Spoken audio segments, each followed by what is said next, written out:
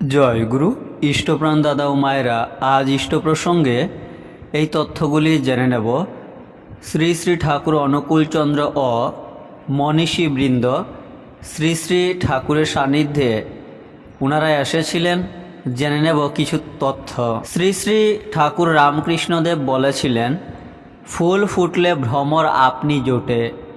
কলকাতায় প্রথম দর্শনেই মুগ্ধ হয়ে দেশবন্ধু চিত্তরঞ্জন দাস পরম প্রেমময় শ্রী শ্রী ঠাকুর অনুকূলচন্দ্রের শিষ্যত্ব গ্রহণ করেছিলেন। নেতাজি সুভাষচন্দ্র বসুর সাথেও ঠাকুরের বহুবার সাক্ষাৎ হয়েছিল। নেতাজির বাবা মাও ছিলেন ঠাকুরের অনুগামী ভক্ত।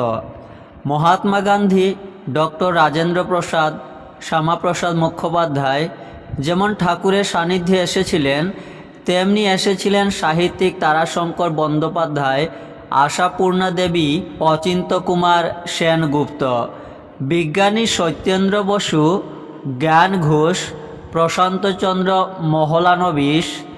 এই ত্রয়ী বিজ্ঞানী একবার হিমায়তপুর সৎসঙ্গ আশ্রমে এসেছিলেন শ্রী শ্রী ঠাকুরের তৈরি বিজ্ঞান কলেজ দেখতে।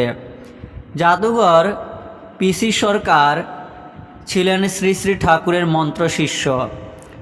বাংলায় মুখ্যমন্ত্রী ফজলুল হক, আসামের জননেতা গোপীনাথ বরদলৈ, বিহারের মুখ্যমন্ত্রী বিনোদানন্দ ঝা, ভারতের প্রধানমন্ত্রী লাল বাহাদুর শাস্ত্রী ঠাকুরের দর্শন এবং অন্তরঙ্গ আলাপচারিতায় মুগ্ধ হন।